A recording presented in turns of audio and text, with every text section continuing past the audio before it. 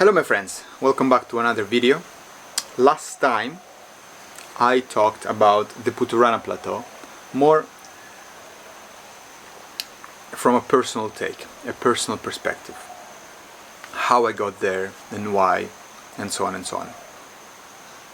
Today I would like to go more into detail and give you an overview of the place.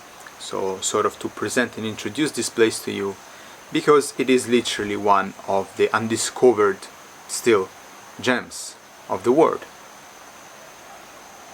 And I have taken a few notes here of few topics that I would like to briefly cover, just briefly, because every time I end up talking for 15-20 minutes anyway. And I would like to start with the geography of the place. So where is the Putorana Plateau located? I don't want to go into the geology of the place, so how throughout the millennia this place has formed, which is extremely interesting, very interesting, but it's maybe something for another time. And this is generalizing, right? If you look at Russia, the central part of northern Russia, there is a peninsula. It's called the Taimyr Peninsula. Massive territory, huge land, still nowadays largely unexplored. And the Putorana Plateau is located in this peninsula. It is not the only plateau located there, and it is definitely not the only natural wonder that is located in this territory. But it is, I would say, probably the most accessible one, because you can get there from the main city, the capital city, let's say, of the Taimyr Peninsula, which is the city of Norilsk. Norilsk is a weird city in a way. It has some interesting characteristics to it. I'm not going to discuss them now, but one thing that you should know is that Norilsk is an isolated city. There are no roads going into Norilsk from the rest of Russia, so you can only fly in. So anywhere you want to go in the Taimyr Peninsula, you start from Norilsk, let's say, is the central spot. In Russia we have, don't take me by the word, by the number precisely, but more or less we have about 30 areas that are considered closed areas. You cannot simply go there, but you need a special permit. Sometimes, well, as a, let's say, non-Russian citizen, but sometimes also as a Russian citizen itself. So Norilsk, and therefore the Taimyr Peninsula overall, is one of those places. As a non-Russian citizen, you need a special permit to get there. And this permit is not hard to get. Not hard, don't get me wrong. It's quite easy to get. But it's quite a process. It's worth doing it, because you will see things that very few people have seen. And this is wonderful. The beauty is incredible. And as I was saying, the territory of the Taimyr Peninsula is largely unexplored, and starting from, let's say, more or less the 20th century, some also important expeditions have been organized there. But a person is only this big, and few people, there is only so much that they can do. So still nowadays the area is largely unexplored, and in my view I think that this is extremely exciting and inspiring, because in times, such modern times as we are living in right now, where we are so well connected with almost everywhere in the world, both transportation wise and information wise, and with social media and a huge passion that people now have interest in traveling everywhere and into remote places as well. and then sharing this everywhere on social media, I guess we tend to think that every single corner of the world has been explored. It is not so. It is not so. And I think that it's inspiring to know that there are places that are still unexplored, and there are things still left to discover. So some people have certain preferences and interests. For example, video, film, documentary making, photography, or simply looking at certain things of nature, like such as specific sites or animals, wildlife. Don't get me wrong, like all of those things, I love to see a beautiful waterfall, a new wonderful sight that is breathtaking. I do. But what interests me the most is primarily the people living in a certain area, and their beliefs, and their culture, and their traditions, and their tales, and all these things.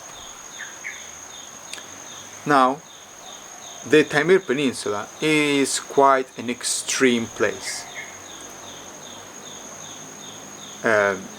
In the winter, yes, of course, because it gets very cold. It can get -50, -60 degrees, yeah? So it's very extreme.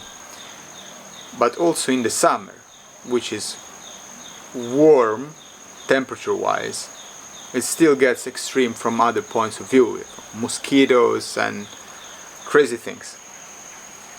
So life there is not easy. It's not easy. It's not easy nowadays. Imagine centuries ago. And yet, people have been living there for centuries, and primarily 4/5 are the nomadic tribes that have been roaming these areas. And these tribes are the Nenets, the Enets, the Dolgans, the Evenks that have been passing by,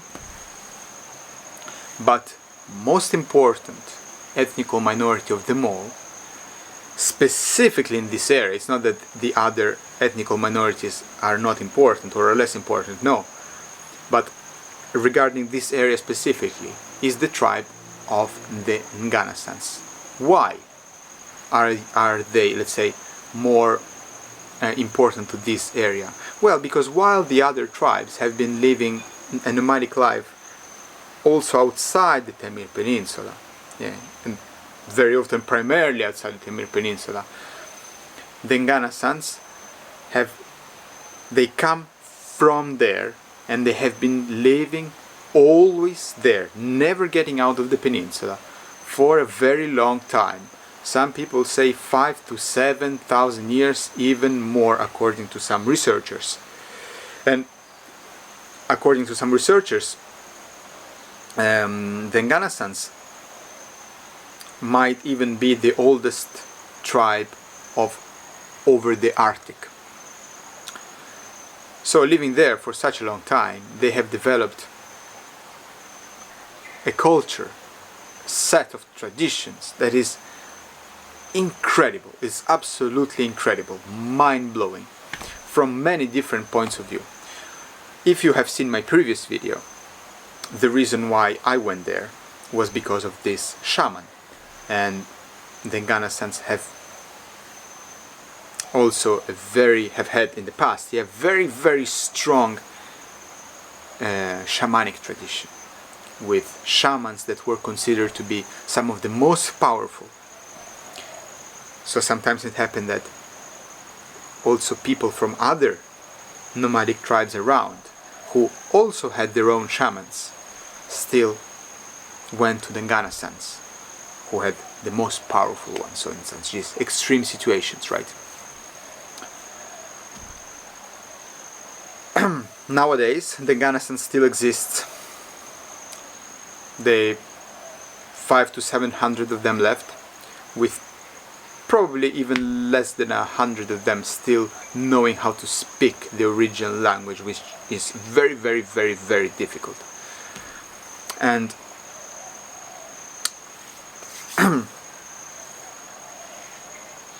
if you have seen my previous video, yeah, you know that I went there because of this shaman. And so if you look at this person, not at him as a shaman, but as a life he lived as a man, as a person, due to his job, his career, he explored all his life the Putorana Plateau and overall the Taimyr Peninsula, because he was studying the wildlife and the animals and so on and so on.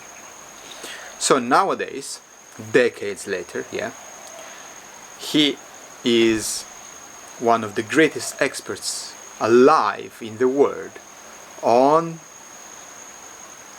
the Putorana Plateau, on the Taimyr Peninsula, and also on the traditions of the Ganasan people. And also he is one of the greatest collectors in the world of the ancient Ganasan artifacts and antiques. Some of them are dated back to thousands of years. Very interesting.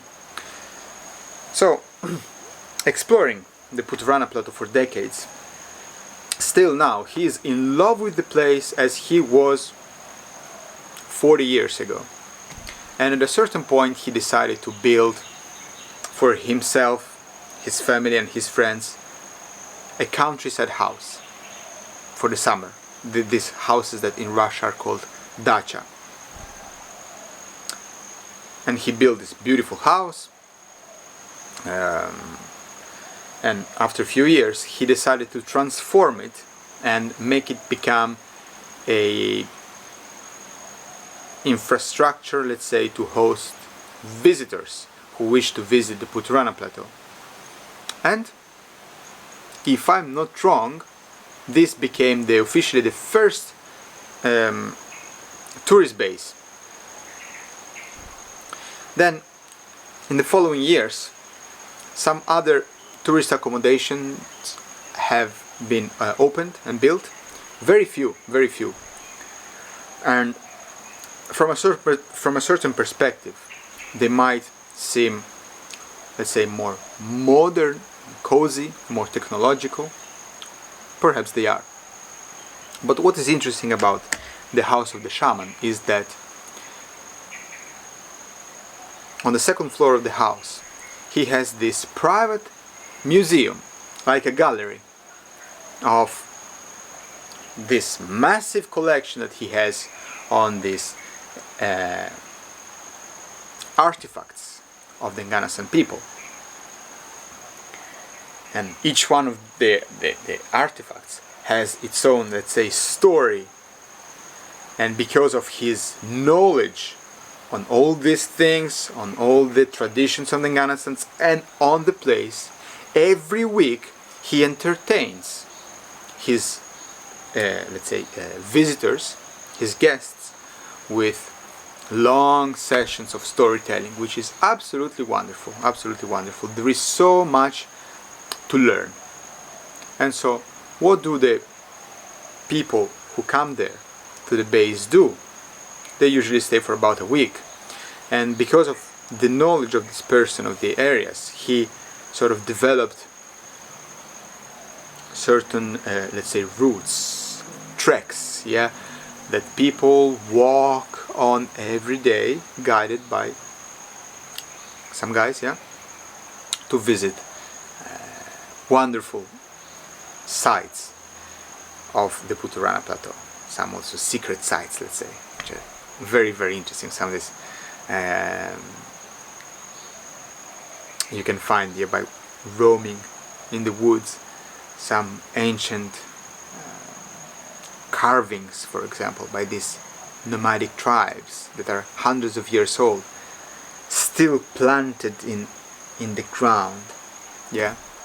So this is more or less I would say, the overview, yeah, on the Putorana Plateau and on the shaman and on his house and on his knowledge and so many other things.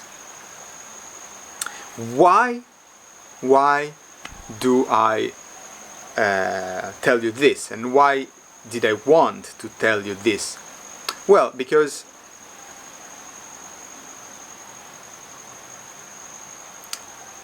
it seems like, yeah, nowadays there is a lot of interest in alternative travel. Let's call it like that.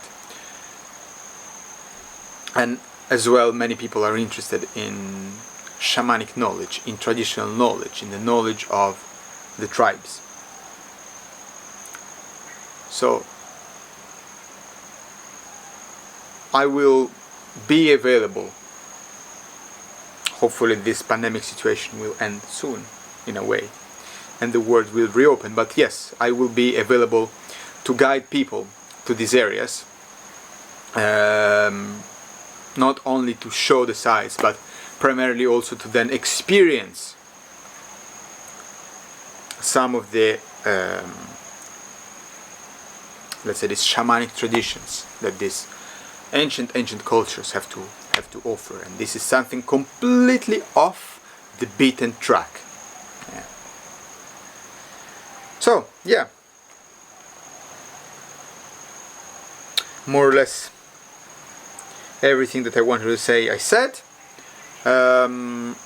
If you have any questions, you know, you can also write them, comment them. Yeah.